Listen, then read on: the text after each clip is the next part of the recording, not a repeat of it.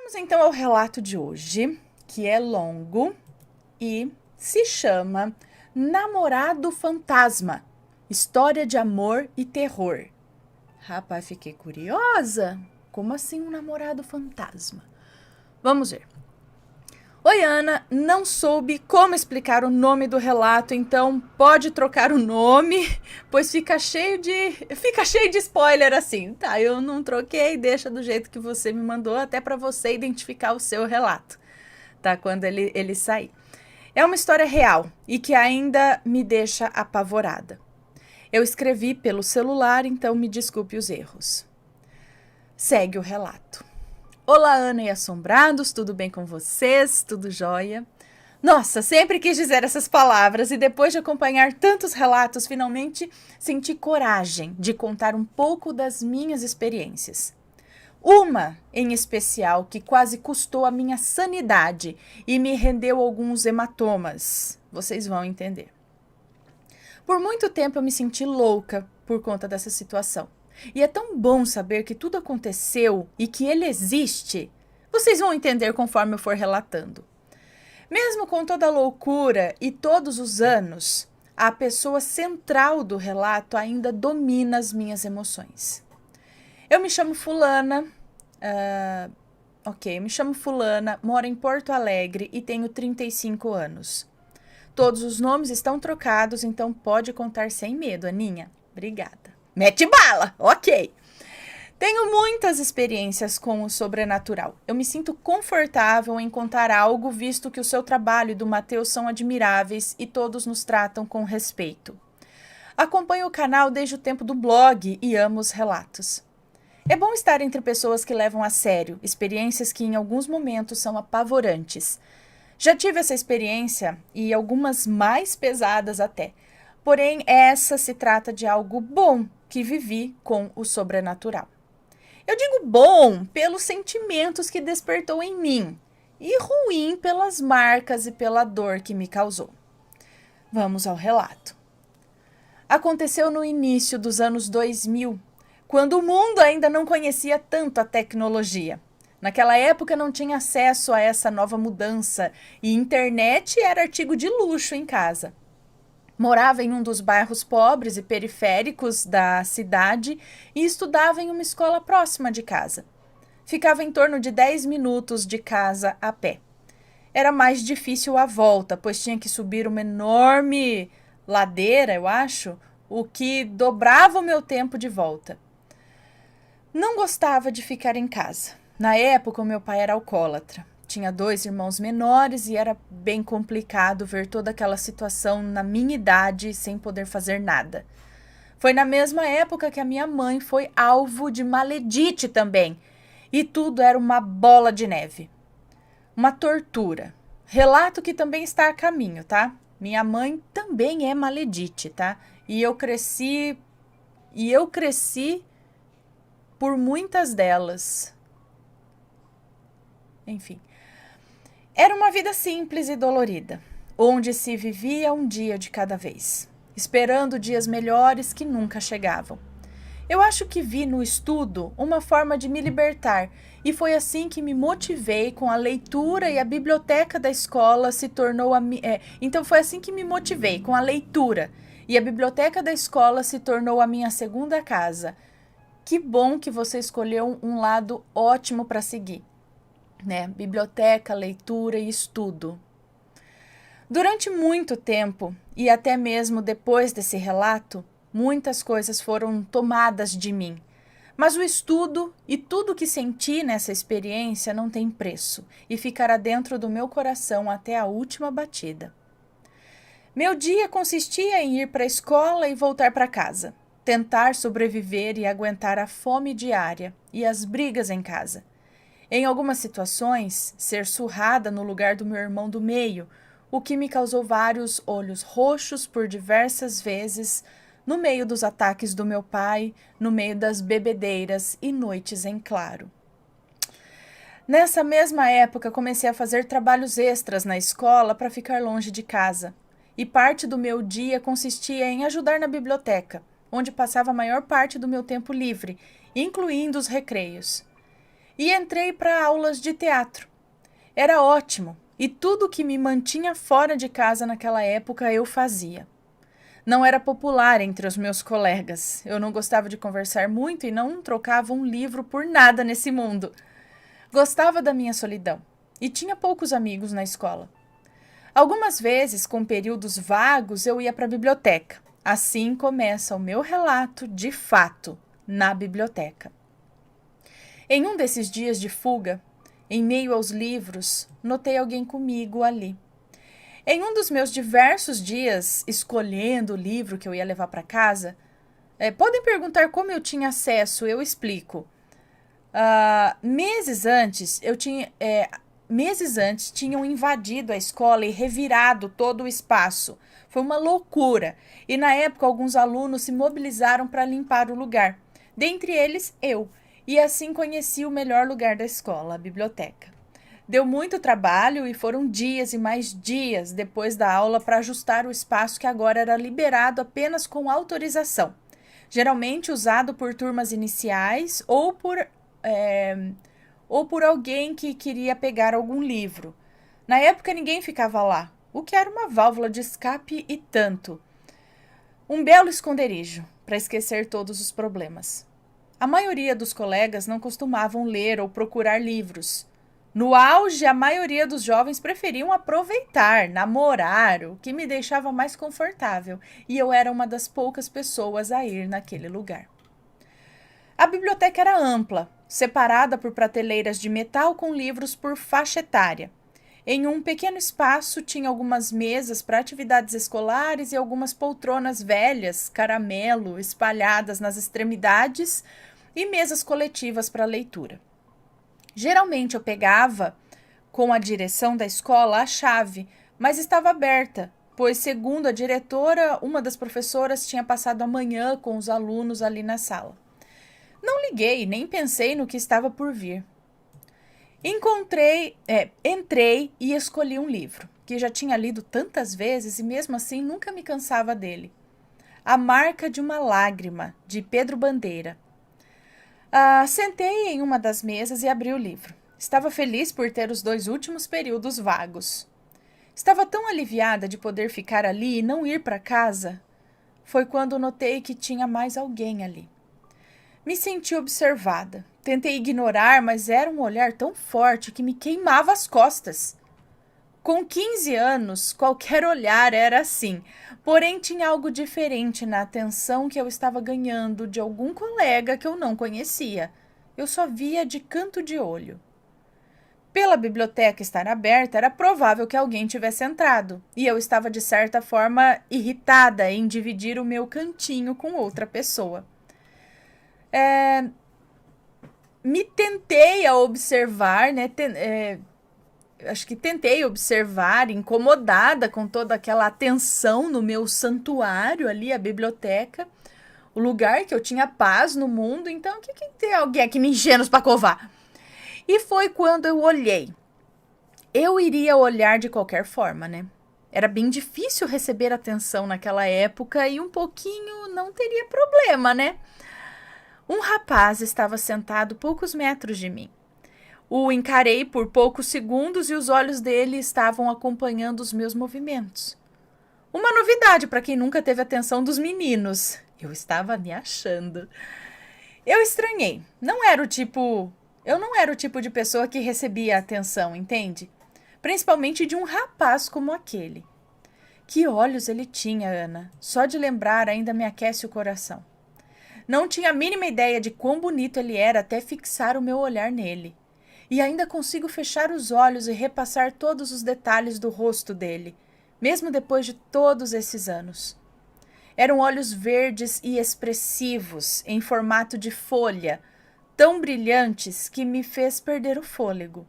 Os cabelos pretos encaracolados e volumosos, uma pele branca e traços delicados, nariz fino, maxilar bem definido e nariz pontudo. Perdi o fôlego quando ele deu um oi firme que sequer respondi por vergonha, por notar que ele também estava interessado em me observar. O rapaz usava um anel no dedo, que se destacava. Perdi alguns segundos olhando para os detalhes que irei descrever no decorrer, conforme sua importância for revelada. Passando os olhos pelo livro, as palavras não faziam mais sentido. Os garotos não falavam comigo, eles até me evitavam, e ali estava um me dando oi. Um dos mais bonitos que já vi na minha vida. E um oi daqueles. Por ilusão adolescente, eu tinha gostado da atenção. Ai, ai, nunca tinha visto ele na escola. Geralmente eu não notava ninguém, mas teria notado um rapaz tão bonito assim, pelo menos em segredo. Eu teria admirado, mesmo sabendo que eu não teria chance nenhuma. Trágico, né? Porém, algo muito comum na minha adolescência. Bom, desviei a minha atenção com dificuldade e com o canto do olho o vi levantar, depois de um tempo. Colocou o livro no lugar e pouco depois saiu sem se despedir. Também não me senti na obrigação, pois... Também não me senti na obrigação, pois eu nem o conhecia, né? E tratei de não pensar tanto no assunto. Poderia ser um aluno que eu não conhecia, um aluno novo. Na verdade, eu não conhecia muitos. Mas ai, Ana, aquele rapaz era bonito demais. Passou 10 vezes na fila da beleza e eu estava assim de boca aberta. Mesmo não demonstrando, era abalada por dentro. Como não notar que ele era um gato? Bom, com o passar dos dias, eu me limitava a ir à biblioteca. Tinha aquela sensação de adolescente sonhadora de que tinha rolado um clima, armando 1000 possibilidades com a minha mente fértil. Era estranho. Algo me fez procurar por ele durante os dias seguintes. Eu procurava ele por todo canto, eu só pensava naquele encontro casual da biblioteca e de como ele me olhou. Era como se nunca ninguém o tivesse notado. Foi estranho até. Perguntei para alguns colegas sobre ele, ninguém conhecia, ninguém tinha visto. Com os dias a sensação foi passando e eu não ligava mais para aquela situação. Tinha esquecido e tudo foi voltando ao normal. Dias depois peguei a chave da biblioteca, tinha um trabalho para fazer de história. Naquela época, sim, os trabalhos eram feitos à mão e com base em muita pesquisa. Não era fácil como hoje em dia, tudo digitado e no Google. Naquela época, tinha que ralar e pesquisar nos livros. Na folha pautada, folha de papel ao maço, a capa às vezes era de cartolina, às vezes uma folha de sulfite, onde a gente pegava aquela régua que a gente passava canetinha com as letras para escrever o nome do trabalho. Às vezes tinha um desenho, uma colagem que deixava chique e aumentava o capricho e, consequentemente, a nota podia aumentar. Ah, bons tempos. Então, continuando. Eu voltei feito uma boba, achando que eu veria ele lá. Mesmo depois de supostamente ter esquecido. Não julguem, assombrados, é assim mesmo nessa idade. Quem nunca se emocionou com um oi? Peguei o material e sentei em um canto, sabendo que as professoras pouco ligavam de eu estar ali, muito menos ligavam pela demora, já que eu estudava de manhã e o prédio tinha apenas aula de alunos de séries iniciais, diretoria, sala dos professores, secretaria e a aula de teatro, que na época era um projeto gratuito da escola. Foi quando notei a porta abrindo e fechando. Eu já ia reclamar, achando que era algum colega, quando me deparei com ele. Então ele estava ali, Ana do céu, meu Deus, Maria José! Era bom demais para ser verdade. Eu procurei por ele em cada canto daquela escola e nada. E agora ele estava ali, mais uma vez. Me tremi toda. Imagina a situação, eu sozinha, aquele mesmo guri no mesmo lugar. Eu não me intimidei e olhei para ele, olhei mesmo. Quando ele sentou ao meu lado, eu quase caí da cadeira. Ele era mais bonito do que eu imaginava. Mas não me empolguei muito. Tentei olhar para frente, mas algo me fazia olhar para ele. E eu não sabia nem o porquê. Eu sei que parece um típico romance de livros. No fundo, eu queria que fosse. Mas tudo foi real. E mais para frente ficará explicado. No fundo, eu preferia que fosse um sonho, ao ter que me deparar com sentimentos que me assombram até hoje. Ele puxou papo comigo, um oi tão quentinho que me fez amolecer as pernas. Um oi faz uma adolescente sonhar. Agora um oi quentinho. Ai, meu coração estava entalado na goela. Nunca vou esquecer do oi, eu sou o Júnior. Eu não soube o que responder e apenas dei de ombros. Eu tremia por dentro, me odiando mentalmente por deixar transparecer.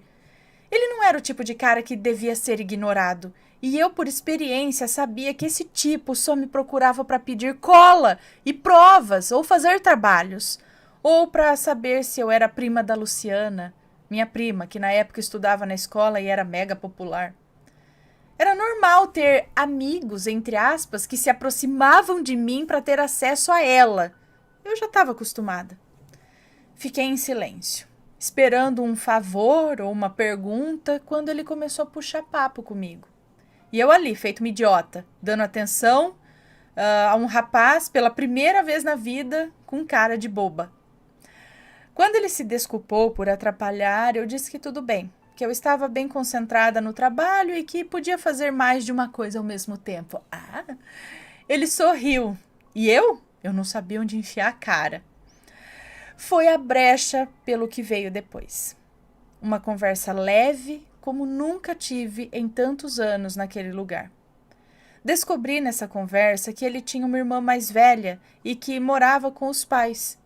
Tinha 18 anos e estudava no turno da noite. Não questionei o fato dele estar ali, apenas me limitei a não parecer invasiva ou louca, já que sequer conseguia olhar sem soltar um risinho. Era uma conversa casual, uma atenção que eu nunca tive, parecia tão perfeito. Assim que terminei as anotações, dei um tchau, que foi respondido com um sorriso, e nos despedimos.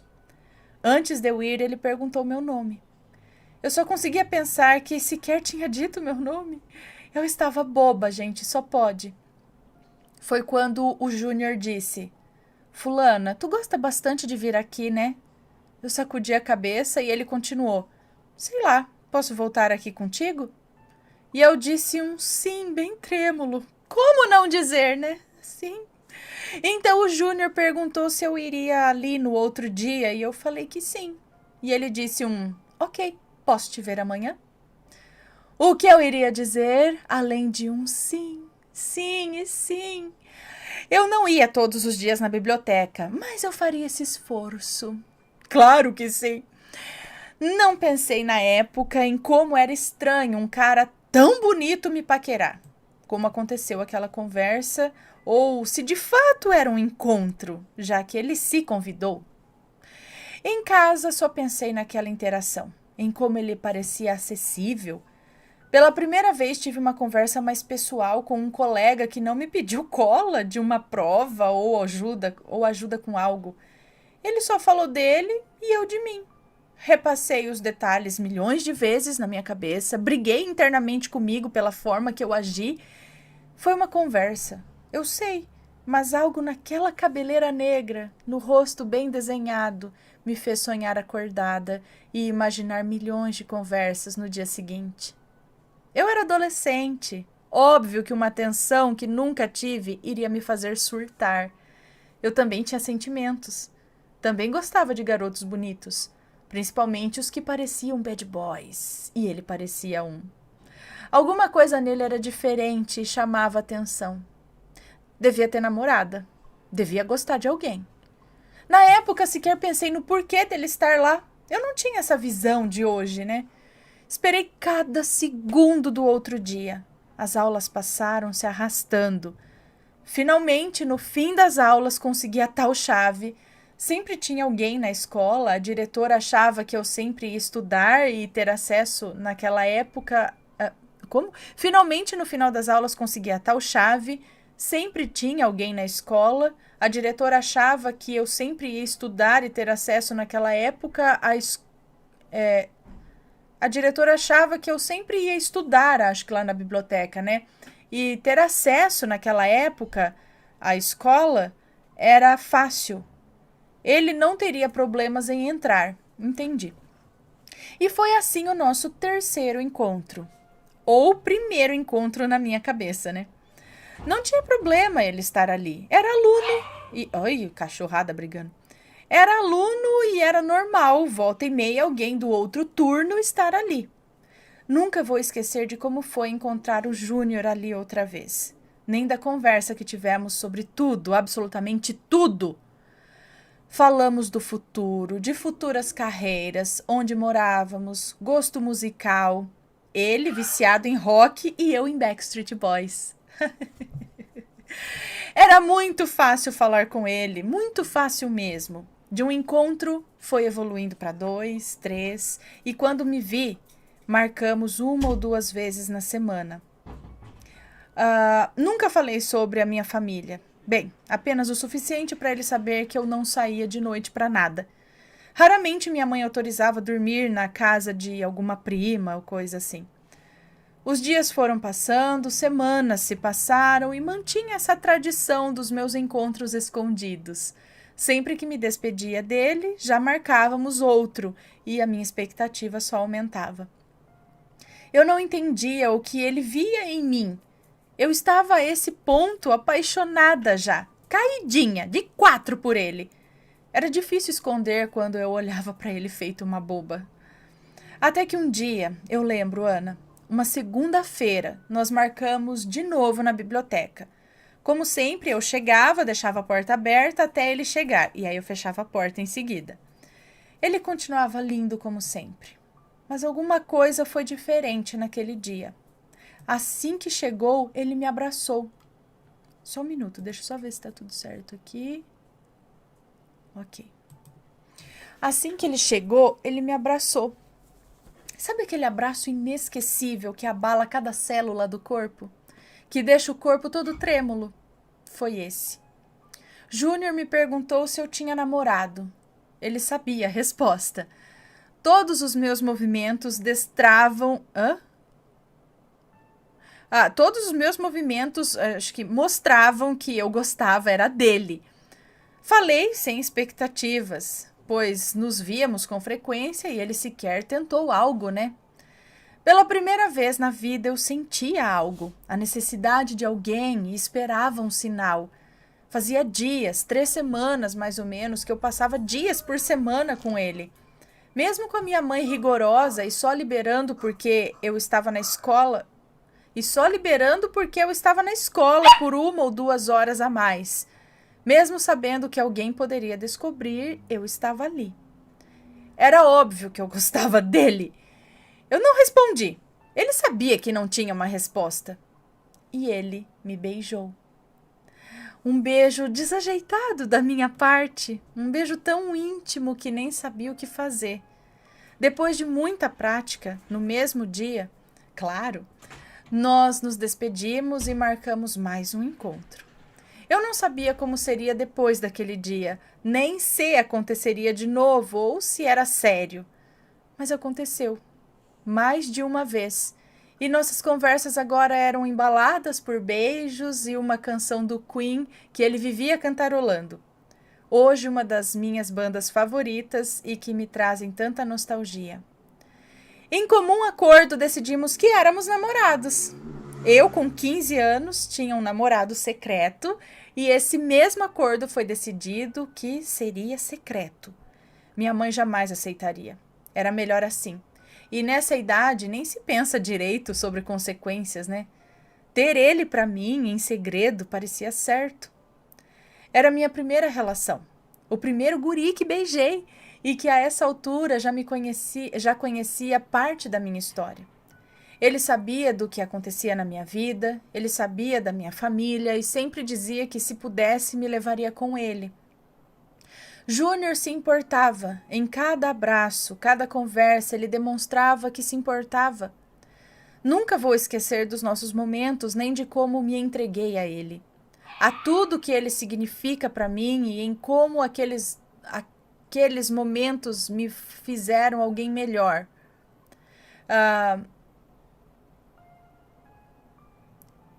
E em como aqueles não me fazem... Bom, é isso aí. Eu entreguei meu coração em segredo e nunca me arrependi. Pois bem, podem me perguntar sobre o sobrenatural. E é agora que começa a parte sobrenatural.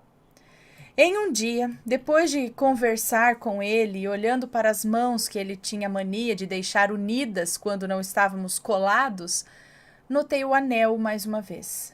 Era um anel de caveira, grosso e de latão. Os olhos tinham pedrinhas vermelhas. Júnior me deu aquele anel. Disse que era para não esquecer dele. Eu ri e disse que nos veríamos na segunda-feira. E ele disse que sabia, sim, que nos veríamos. Nós nos despedimos naquele dia com uma promessa de um encontro na segunda-feira. Foi a primeira e única vez que ele disse que gostava de mim. Foi rápido, intenso e potente. Aqueles amores que não se mede consequências, que não importava o que estava fora e que perguntas não precisavam de respostas. Não quando ele disse as 3 palavras. As 3 palavras seria eu te amo? É isso? Era quinta-feira. Seria terrível ficar sem vê-lo por todo esse tempo. Mal sabia eu que nunca mais o veria. E de fato foi a última vez que eu o vi. Nos despedimos com um beijo e um eu te amo dito por ele. Júnior sempre saía primeiro para ninguém vê-lo e eu ia depois. Seriam longos dias. Eu achei que ia esperar por dias, mas na verdade foram anos, até tudo vir à tona. Tudo correu bem até domingo. Aconteceu o pior. Minha mãe sabia que 2 vezes na semana, ou até 3, eu ficava um pouco mais na escola. Ela pouco ligava, pois sabia onde eu estava e que eu ficava estudando com autorização da diretora. Eu esperei pela segunda-feira. Mas naquele domingo à tarde, ela disse que eu deveria ir para casa.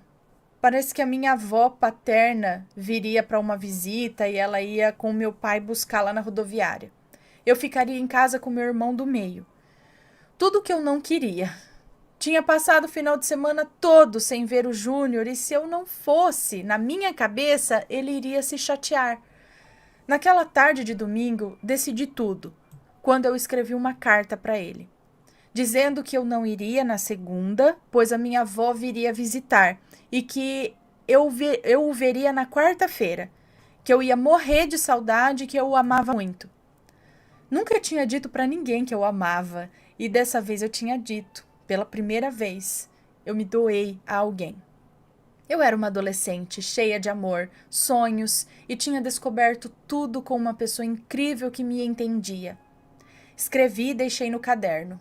O anel dele estava comigo e eu o deixei dentro da mochila. Estava resolvido. Foi quando minha vizinha, Maria Catarina, chamou para ir... foi quando minha vizinha, Maria Catarina, me chamou. Porque nós tínhamos a mesma idade e era normal conversar com ela. Acabamos conversando um pouco no portão e ela entrou em casa. Ficou à tarde em casa, o que fazia algumas vezes. E no outro dia, depois da aula, fui até a biblioteca. Era só destacar a folha do caderno com a carta, colocar embaixo da porta e ele ia ler. Entenderia, o que me deixou aliviada. Ele iria ler, entenderia e isso me deixou aliviada. Acho que é isso. Assim como eu, ele podia pegar a chave na direção. Além de mim, outros alunos também faziam isso. Não com a mesma frequência, mas faziam. Nunca foi questionado. Na época, esse meu interesse era visto com bons olhos. Pedir a chave da biblioteca nunca foi questionado. Então a turma falava, não, ela gosta bastante de ir para a biblioteca. Procurei no caderno e, para minha surpresa, não estava lá. Não tinha nada, não tinha nenhum vestígio da minha carta. Tentei me convencer que eu tinha esquecido da carta. Quem sabe eu tinha destacado a folha já, né? Onde ela estava? Não tive muito tempo para pensar, eu precisava ir para casa. E qual foi minha surpresa quando encontrei minha mãe me esperando na porta da escola? Ela estava estranhamente calma, disse que o meu pai foi sozinho e que iria passar na casa da mãe dela, minha avó, para resolver algumas coisas. E eu fui com ela.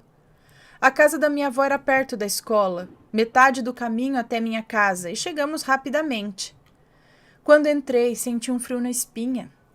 Lá estavam 3 das 5 irmãs da minha mãe. Ana, minha mãe, é uma maledite, é uma mãe ledite. É difícil assumir que ela é, mas eu sempre soube e tenho relatos para provar o quão cruel é a mulher que me criou, assim como as irmãs dela e a minha avó. Hoje em dia minha avó é falecida e eu não tenho contato com essas demônias, demotias. Pois bem, assim que chegamos, todos os olhares das irmãs da minha mãe estavam sobre mim. Notei que tinha algo errado. Foi quando minha mãe balançou na frente do meu rosto a carta. Meu coração gelou na hora, mas nada doeu mais do que veio depois. Foi rápido. Assim que ela amassou o papel, ela me agrediu. Não tive reação quando veio outro e xingamentos, puxão de cabelo, enfim. Ela arrancava cabelos de maço da minha cabeça. E sabe o pior? Ela parecia satisfeita. E quanto mais ela me agredia, mais as outras sentiam a mesma satisfação. Mãe Ledite batia não só para o seu agrado, mas pelo de todos os parentes, todos os presentes ali.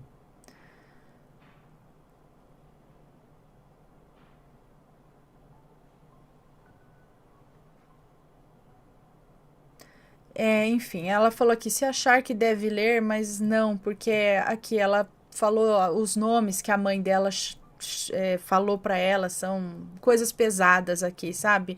Bem chulas mesmo, que ela falou para a menina, coisas pesadas, enquanto as outras gargalhavam, incentivando a agressão. Foi humilhante. Enquanto ela e minhas tias me xingavam, minha mãe me agredia com satisfação. Apanhei de chinelo, pedaço de pau e tapas na cara. Ela puxou tanto os meus cabelos que a dor de cabeça ficou por dias. Gente do céu, a pessoa é doente, eu não sei, não consigo imaginar, não consigo entender. Senão um desvio muito sério mental que deve ser trancafiado e enfim, não sei. Eu não podia dizer nada ou me defender. Era minha mãe. Então eu chorei, gritei de dor enquanto ela perguntava quem era ele, onde ele morava, disse que ia na casa dele, onde já se viu ele se aproveitar de uma criança. Ana, eu tinha 15 anos na época. Como ele ia se aproveitar? Eu também queria, nós éramos adolescentes apenas. Nós apenas nos beijamos e trocamos abraços. Eu não falei nada sobre ele em nenhum momento. Eu disse nada e quando ela cansou de me agredir, eu apenas disse que eu não sabia onde ele morava e dei um outro nome a ele. Não podia fazer isso com ele. Se eu apanhei dessa forma, o que aconteceria com ele? Só de lembrar dessa surra me dói, Ana. Não sei nem expressar com palavras o que eu senti. Dói ainda saber que passei por essa situação e que a minha mãe teve coragem, que além de me expor, ela estava com as irmãs bancando a justiceira.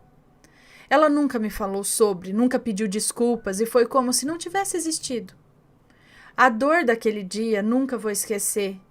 Nunca vou esquecer de como eu me senti coagida, de todo o medo que eu senti, de como temi pela minha vida e orei no meio daquela agressão toda pedindo para não morrer.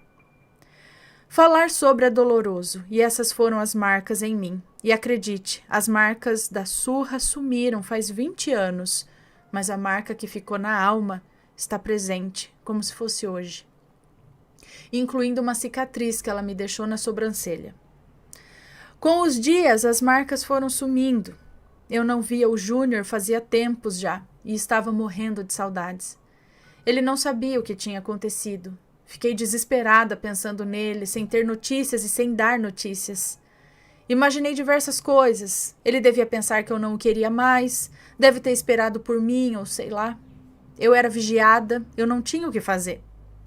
Estava me matando por dentro, saber que nunca mais o veria. Eu não sabia que nunca mais o veria. Era como se eu sentisse isso. Pois bem, minha mãe me vigiava, me buscava na escola e eu não conseguia fazer nada. Nessa época, minha prima Maria começou a ir me visitar. Ela tinha a mesma idade que eu, e com as visitas nós nos aproximamos. Não era segredo a surra que eu levei. Tinham passado alguns dias e não se falava em outra coisa na sede central das Maledites. Na sede central das Maledites, vulgo casa da minha avó. Suportei cada deboche, cada risada calada. Maria virou minha confidente. Acabei contando tudo a ela e Maria quis ajudar. Juntei as informações que sabia sobre o Júnior e fomos procurar por ele na rua e na casa que ele disse que morava. Com a Maria me ajudando e convencendo a minha mãe, foi fácil. Fui até lá, na cara e na coragem. Não foi difícil achar a casa dele e assim o fiz. Maria me convenceu a bater palmas no portão. Não pensei duas vezes. Uma surra a mais valia a pena. Ele precisava de uma explicação. Uma mulher atendeu com cara de poucos amigos. Disse que ali morava a mãe dela e, sem falar nada, gritou o nome da mãe que veio até o portão. Fiquei aguardando curiosa, os braços cruzados, querendo saber mesmo... Querendo saber... Hã? Ah, tá. Uma mulher atendeu com cara de poucos amigos, disse que ali morava a mãe dela e, sem falar nada, gritou o nome da mãe que veio até o portão. Essa mulher ficou ali, aguardando, curiosa, com os braços cruzados, querendo saber, mesmo sem dar informação. Não sei, acho que a mulher ficou ali, tipo, o que você quer, né? O que você quer? Uma senhora, na casa dos 50 anos, apareceu e veio até nós. Me senti mais calma quando ela sorriu ao nos atender e Maria foi logo perguntando se o Júnior estava em casa. Ela disse que naquela casa não morava nenhum Júnior, que tinha um rapaz que morava umas casas subindo a rua, mas que esse tinha mais de 30 anos. E falou pausadamente que esse era casado. Depois quis saber o que nós queríamos com ele. Foi quando a outra mulher, com cara de poucos amigos, disse que o único Júnior que morou ali era o irmão dela, filho da mulher curiosa e que fazia muitos anos que tinha morrido já. Eu fiquei estática. Era a casa que ele tinha falado. Tudo batia. Me apressei a me desculpar e disse que eu tinha ido na casa errada. No fundo eu sabia que não, Ana. Que era a rua e a casa dele. Eu senti vontade de chorar. Quase morri por dentro quando voltamos para casa. Maria ficou do meu lado, ela não disse nada. Com o passar dos dias, eu fui enlouquecendo. E tudo que eu sabia é que ele me enganou. Que tinha desistido de mim, que tinha me esquecido e brincado comigo. Eu sofri por dias, por anos, sem esquecer aquela história. Fui afetada em outras relações pela dor que tudo causou em mim. Demorou muito para eu me recuperar, muito para que eu quisesse ter outro namorado, o que aconteceu anos mais tarde. Eu nunca esqueci o Júnior, nunca me senti segura ou completa pela situação não resolvida e por nunca mais tê-lo visto. A sensação do não resolvido me corrói até hoje.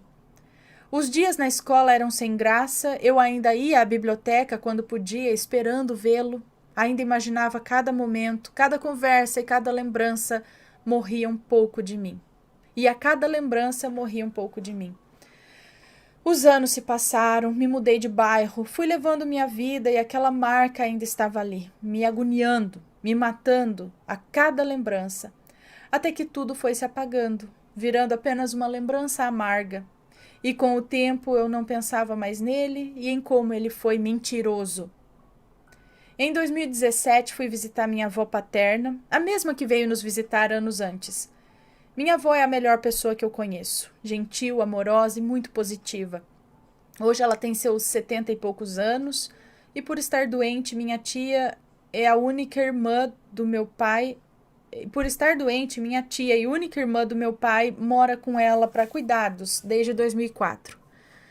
Nessa visita, em 2017, minha avó estava mexendo nas fotos antigas. Eu vi fotos da família, dos primos, fotos minhas na infância e do meu pai e da minha tia. Foi quando vi uma foto que fez o meu coração parar por um segundo.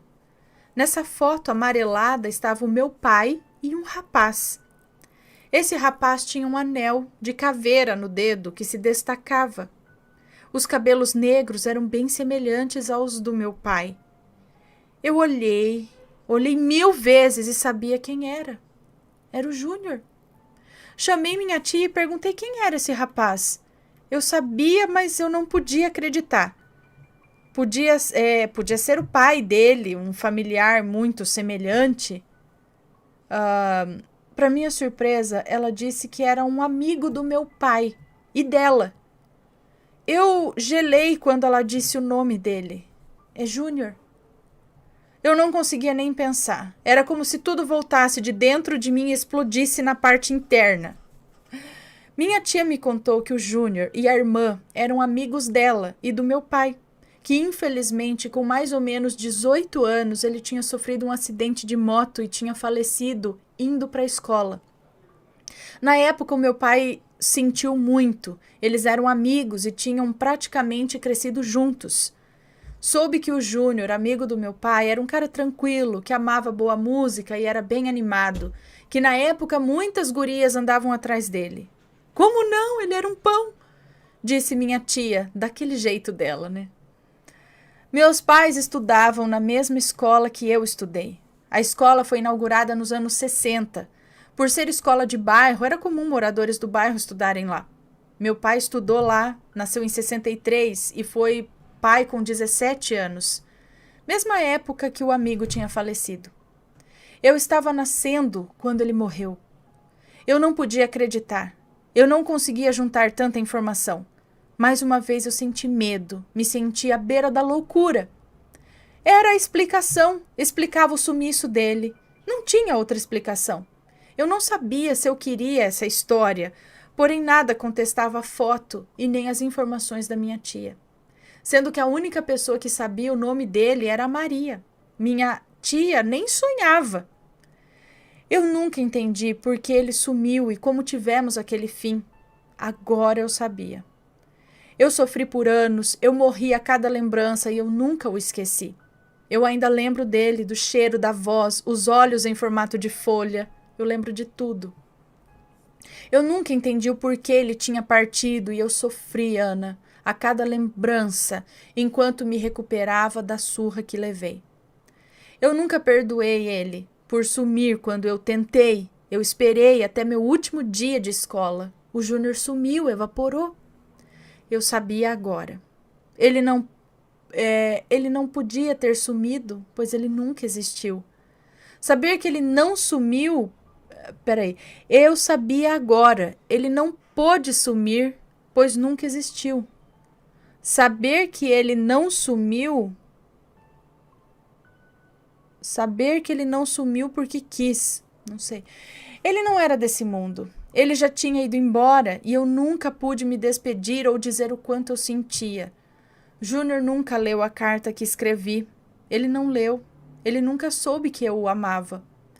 Amava com a loucura de uma garota de 15 anos, com a lembrança de uma mulher de 35.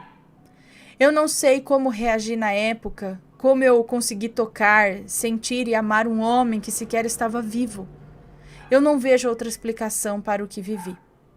Hoje eu desejo que o Júnior tenha achado o seu caminho, que ele saiba o quanto foi importante para mim. Eu não sei por que ele me escolheu, mas eu também o escolhi na época. Só sei que foi real, mesmo depois de anos e de quase enlouquecer tentando desacreditar, eu sabia que ele estava ali comigo, que alguma coisa me trouxe ele. Onde quer que ele esteja, eu espero que esteja bem. Nunca mais fui à escola, sequer passo no mesmo lado da rua. Se ele estiver ali, se aparecer... Não ia suportar saber que ele ficou. Prefiro evitar, pensar que ele achou o lugar dele e partiu. Eu oro por ele, para não surtar. Passar por algo assim é surreal.